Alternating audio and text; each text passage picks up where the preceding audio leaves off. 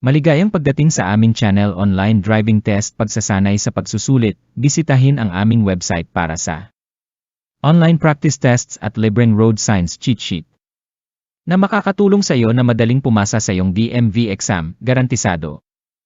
Ngayon, magsimula na tayo. Tanong 1. Kapag pumarada sa tabi ng bangketa, dapat mong gamitin ang iyong signal light. Option A, kapag aalis lamang mula sa bangketa. Option B, kapag paparada ngunit hindi aalis mula sa bangketa. Option C, kapag paparada o aalis mula sa bangketa. Ang tamang sagot ay Option C, kapag paparada o aalis mula sa bangketa. Tanong 2. Ang isang putol-putol na dilaw na linya sa pagitan ng dalawang linya ng trapiko ay nangangahulugan na. Option A, ang parehong linya ng trapiko ay patungo sa parehong direksyon. Option B, pinapayagan ang pag-overtake kung ligtas gawin ito. Option C, hindi pinapayagan ang pag-overtake. Ang tamang sagot ay Option B, pinapayagan ang pag-overtake kung ligtas gawin ito. Tanong 3. Nagmamaneho ka sa freeway at ang sasakyang nasa harap mo ay isang malaking truck. Dapat kang magmaneho. Option A, malapit sa likod ng truck sa masamang panahon dahil mas malayo ang tanaw ng driver kaysa sayo. Option B, mas malayo sa likod ng truck kaysa sa isang pampasaherong sasakyan. Option C, isang haba ng sasakyan lamang ang layo upang makita ka ng driver. Ang tamang sagot ay Option B, mas malayo sa likod ng truck kaysa sa isang pampasaherong sasakyan. Tanong 4. Ang isang pentagon shape na karatula ay nangangahulugan na. Option A, stop sign. Option B, regulatory sign. Option C, school zone o school crossing sign. Ang tamang sagot ay Option C, school zone o school crossing sign. Tanong 5. Ang blood alcohol concentration BAC na 2 centesiemong porsyento ay. Option A, walang magiging epekto sa iyong pagmamaneho. Option B, hindi maglalagay ng ibang driver sa panganib. Option C, dodoblehin ang iyong tsansa na maaksidente. Ang tamang sagot ay Option C, dodoblehin ang iyong tsansa na maaksidente. Tanong 6.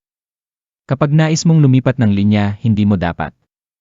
Option A, lumipat ng linya habang nasa isang interseksyon. Option B, suriin ang iyong blind spot sa pamamagitan ng pagtingin sa iyong balikat. Option C, suriin kung may ibang driver na lumilipat din sa parehong linya. Ang tamang sagot ay Option A, lumipat ng linya habang nasa isang interseksyon. Tanong 7. Napakakapal ng fog. Dapat kang bumagal at. Option A, buksan ang iyong emergency flashers. Option B, iset ang iyong ilaw sa high beam. Option C, iset ang iyong ilaw sa low beam. Ang tamang sagot ay Option C, iset ang iyong ilaw sa low beam. Tanong 8.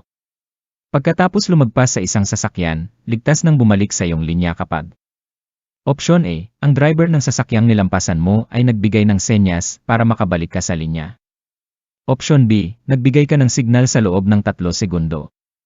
Option C, nakikita mo ang mga headlight ng nilampasan mong sasakyan sa iyong rear view mirror. Ang tamang sagot ay Option C, nakikita mo ang mga headlight ng nilampasan mong sasakyan sa iyong rear view mirror. Tanong 9. Huminto ka para sa isang tren sa riles ng tren. Pagkatapos dumaan ng tren, dapat mong. Option A, maghintay hanggang tumigil sa pag-flash ang signal lights. Option B, tumingin kung may pangalawang tren.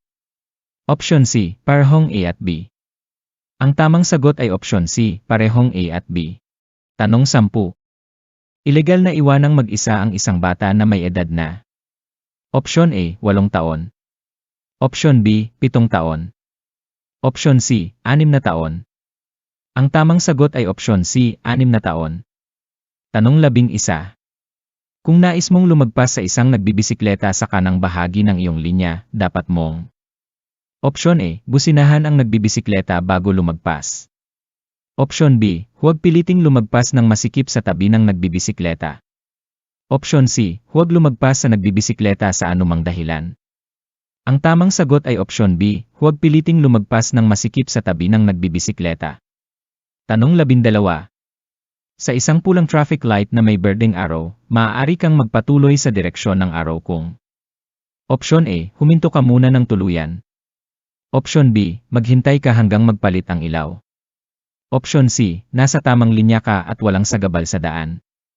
Ang tamang sagot ay opsyon C, nasa tamang linya ka at walang sagabal sa daan. Tanong 13. Ang dami ng alkohol sa dugo ay tinatawag na. Option A, implied consent. Option B, blood alcohol concentration. BEC. Option C, rate of alcohol consumption. Ang tamang sagot ay option B, blood alcohol concentration. Tanong 14 na. Sa isang klase driver's license, maaaring magmaneho ang isang tao ng option A, isang 3 aksel na sasakyan kung ang kabuang timbang nito ay mas mababa sa 6,000 libra. Option B, anumang 3 aksel na sasakyan anuman ang timbang. Option C, isang sasakyang may hatak na 2 trailer. Ang tamang sagot ay option A, isang 3 aksel na sasakyan kung ang kabuang timbang nito ay mas mababa sa 6,000 libra. Tanong 15. Ang ligtas na pag-atras ng sasakyan ay nangangailangan ng lahat ng mga sumusunod maliban sa. Option A, pagtingin sa ibabaw ng iyong kanang balikat habang umaatras. Option B, pagsusuri sa paligid ng iyong sasakyan. Option C, pagbusina bago umatras. Ang tamang sagot ay option C, pagbusina bago umatras. Tanong 16 na. Sa alin sa mga sumusunod na traffic light dapat kang palaging huminto? Option A, solid red lights, flashing red lights, at patay na traffic signals. Option B, solid red lights, red arrows, at flashing yellow lights. Option C, solid red lights, flashing red lights, at yellow lights. Ang tamang sagot ay option A, solid red lights, flashing red lights, at patay na traffic signals. Tanong 17. Upang lumiko pakaliwa mula sa isang multi-lane one-way street patungo sa isang one-way street, dapat kang magsimula sa. Option A, anumang linya basta ligtas. Option B, ang linya na pinakamalapit sa kaliwang bangketa. Option C, ang linya sa gitna ng kalsada. Ang tamang sagot ay option B, ang linya na pinakamalapit sa kaliwang bangketa. Tanong 18. Sa alin sa mga sumusunod na sitwasyon hindi dapat nakatutok ng diretsyo ang iyong mga gulong? Option A, kapag naghihintay upang lumiko pakaliwa sa isang traffic light. Option B, kapag nakaparada sa isang burol o pababang driveway. Option C, kapag nakaparada sa gilid ng isang patag na kalsada kung saan walang bangketa.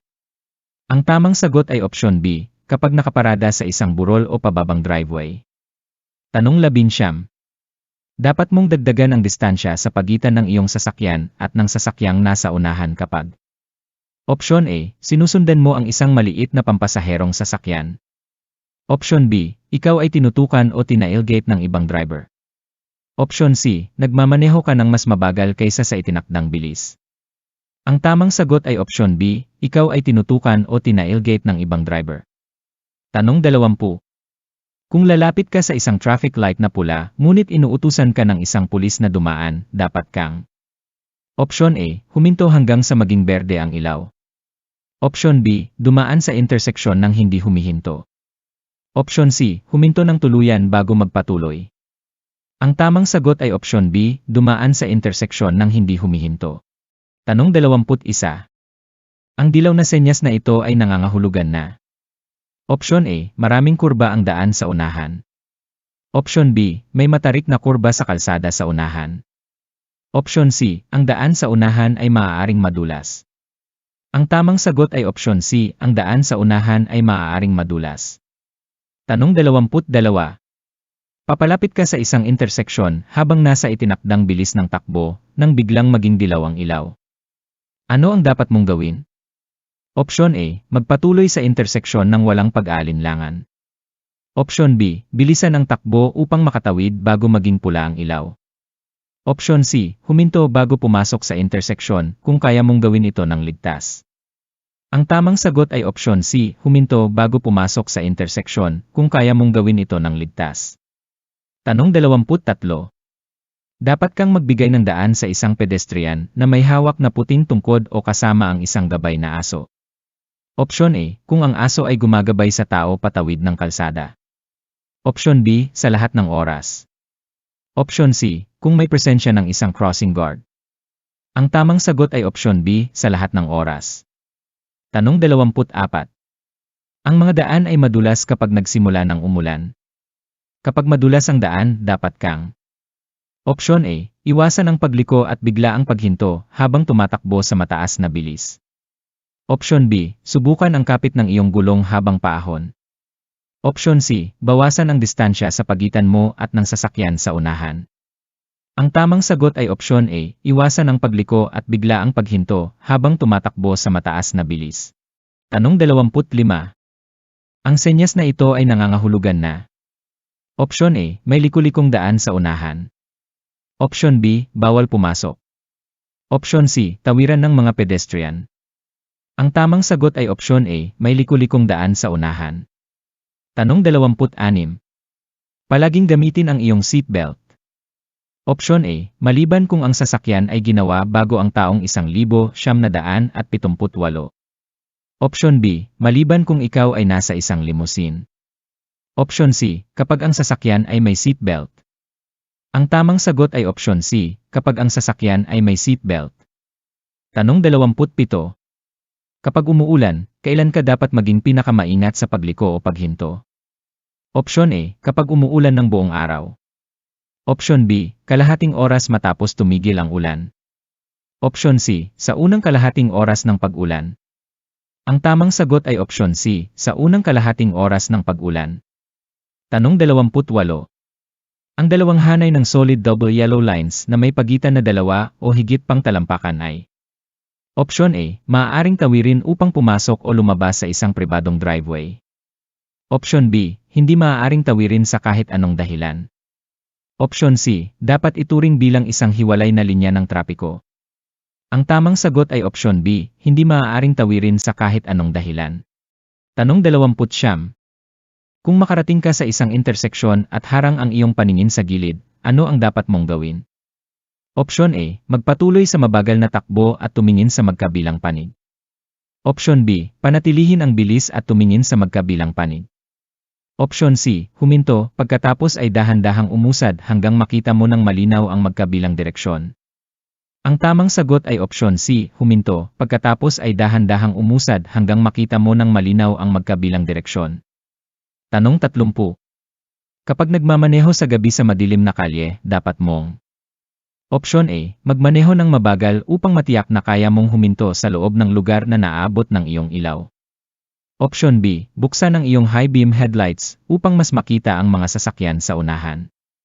Option C. Panatilihing maliwanag ang ilaw ng instrument panel upang maging mas kita ng ibang mga driver. Ang tamang sagot ay Option A. Magmaneho ng mabagal upang matiyak na kaya mong huminto sa loob ng lugar na naaabot ng iyong ilaw. Tanong 31. Ang mga dilaw na linya ay naghihiwalay sa. Option A. Mga linya ng trapiko sa mga kalyeng may isang direksyon lamang. Option B. Trapikong gumagalaw sa magkaibang direksyon sa mga kalsadang may dalawang direksyon. Option C. Hadlang sa pagitan ng regular na lane at carpool lane. Ang tamang sagot ay Option B. Trapikong gumagalaw sa magkaibang direksyon sa mga kalsadang may dalawang direksyon. Tanong 32. Upang mapabuti ang paningin na nabawasan ng ulan o hamog, ang mga driver ay dapat gumamit ng. Option A. Low beam headlights. Option B. High beam headlights. Option C. Ilaw sa paradahan, parking lights. Ang tamang sagot ay Option A. Low beam headlights. Tanong 33. Ang senyas na ito ay nangangahulugan na. Option A. May matarik na pagliko pa kanan sa unahan. Option B. May kalsadang sumasama mula sa kanan. Option C. Ang kalsada sa unahan ay liliko ng matarik pa kanan, pagkatapos ay pakaliwa. Ang tamang sagot ay Option C. Ang kalsada sa unahan ay liliko ng matarik pa kanan, pagkatapos ay pakaliwa.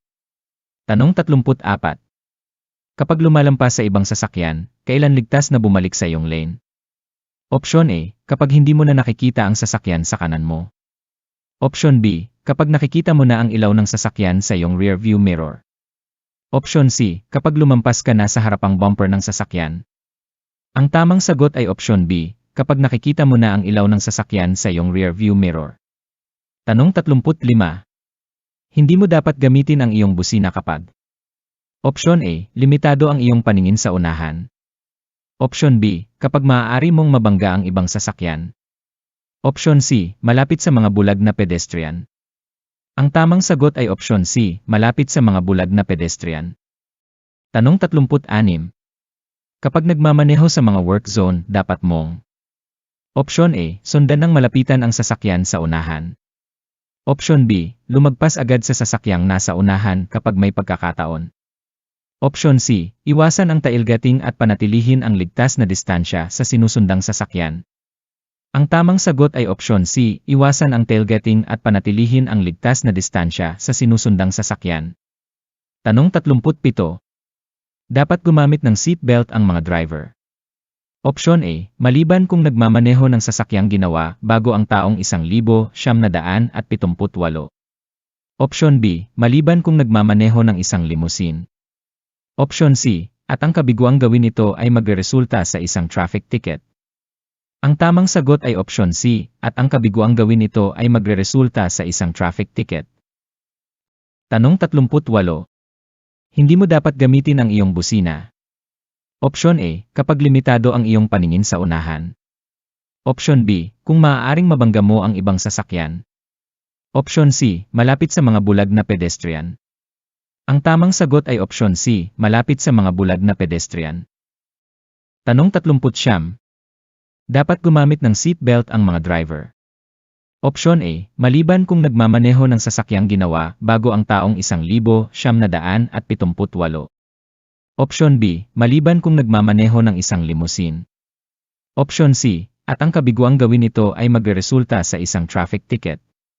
Ang tamang sagot ay Option C. At ang kabiguang gawin ito ay magreresulta sa isang traffic ticket. Tanong 40. Alin sa mga sumusunod na pahayag ang totoo tungkol sa mga work zone? Option A. Pareho lang ang multa para sa mga paglabag sa work zone at sa normal na trapiko. Option B. Dapat kang bumagal sa icon zone. Option C. Magbawas lamang ng bilis kung sa tingin mo ay may mga manggagawa. Ang tamang sagot ay Option B. Dapat kang bumagal sa icon zone. Tanong 41. Kapag lumalampas sa kaliwa ng isang sasakyan, kailan ligtas na bumalik sa tamang lane? Option A. Pagkalipas ng humigit kumulang 3 segundo. Option B. Kapag hindi mo na nakikita ang sasakyan sa iyong kanang balikat.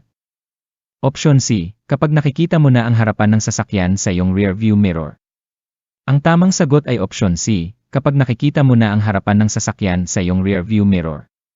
Tanong 42. Dapat ka bang palaging magmaneho ng mas mabagal kaysa sa ibang mga sasakyan? Option A. No, maaari mong hadlangan ang daloy ng trapiko kung masyadong mabagal ang iyong pagmamaneho. Option B. Yes, ito ay isang magandang defensive driving technique. Option C. Yes, ito ay palaging mas ligtas kaysa sa mabilis na pagmamaneho. Ang tamang sagot ay Option A. No, maaari mong hadlangan ang daloy ng trapiko kung masyadong mabagal ang iyong pagmamaneho. Tanong 43. Bago i-switch ang ignition, dapat mong Option A. Itali ang iyong seatbelt. Option B. Tiyakin na ang lahat ng pasahero ay nakasuot ng kanilang seatbelt. Option C. Pareho ng nasa itaas. Ang tamang sagot ay Option C. Pareho ng nasa itaas. Tanong 44. Kapag nagmamaneho sa fog o ambon, huwag kailanman gamitin ang high beam headlights dahil Option A. Ang ilaw ay maaaring bumalik at magdulot ng silaw sa iyong mata. Option B. Maaaring hindi ka makita ng mga paparating na sasakyan. Option C. Maaaring sundan ka ng masyadong malapit ng mga sasakyan sa likod mo. Ang tamang sagot ay Option A. Ang ilaw ay maaaring bumalik at magdulot ng silaw sa iyong mata. Tanong 45. Upang lumiko pakaliwa mula sa isang one-way street patungo sa isa pang one-way street, dapat kang magsimula mula sa Option A. Ang lane na pinakamalapit sa kaliwang bangketa. Option B. Ang gitnang lane. Option C. Anumang lane basta ligtas itong gawin. Ang tamang sagot ay Option A. Ang lane na pinakamalapit sa kaliwang bangketa. Tanong 46. Kung mawalan ka ng kontrol at mag-skid, ano ang dapat mong gawin?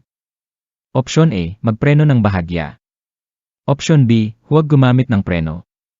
Option C. Magpreno ng biglaan. Ang tamang sagot ay Option B. Huwag gumamit ng preno. Para sa mas kumpletong mga pagsasanay at cheat sheets, mag-subscribe sa aming channel at bisitahin ang aming website upang matulungan kang madaling pumasa sa pagsusulit sa DMV written test.